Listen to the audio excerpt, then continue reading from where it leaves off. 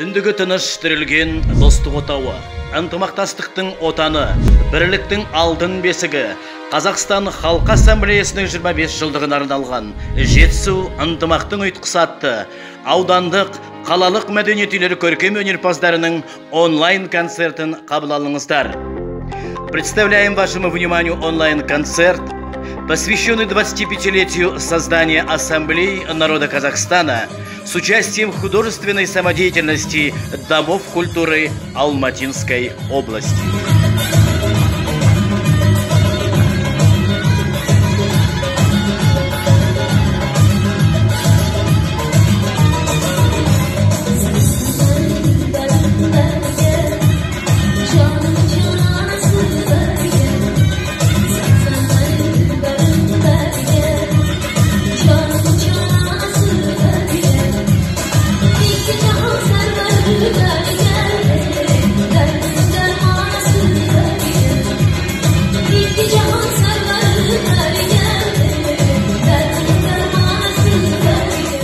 Бірлік, ынтымақ, сабырлылық пен парасаттылық ең алдымен өзімізге, халқымызға керек.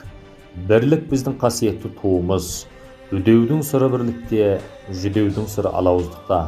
Бақта, тақта таласқанға бұйырмайды. Халықтық істе жарасқанға бұйырады. Біздің бабаларымыз тірі болу үшін бір болған, біз ірі болу үшін бір болуымыз керек. Тек бірлесіп қана, бүкіл халықтың күш-жігерін біріктіріп қана біз алға баса аламыз. Егерде халықтың бірлігі болмаса, отан сүйгіштік жан қиярлығы болмаса, бұл жер қазақ деген халық, Қазақстан деген тәуелсіз елде болмас еді. Бірлігі берекелі, тірлігі мерекелі, ынтымағы жарасқан елдің ғана ырысы мен табысы мол болмақ. Сондықтан Қазақстан халықтары бес саусақтай бүгіліп, болашағымызды бірге жасайық.